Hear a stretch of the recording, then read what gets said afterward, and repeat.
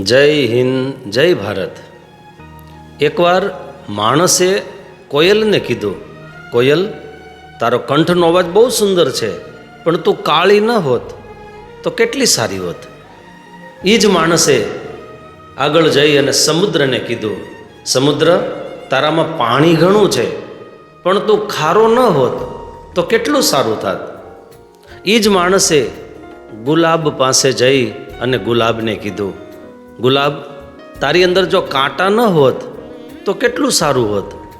અને ત્યારે ત્રણેય જણાએ ભેગા થઈ અને માણસને જવાબ આપ્યો કે ભગવાને તને ઇન્સાન બનાવ્યો, પણ તારામાં જો બીજાની ખામીઓ જોવાની આદત ન હોત તો તું કેટલો સારો હોત.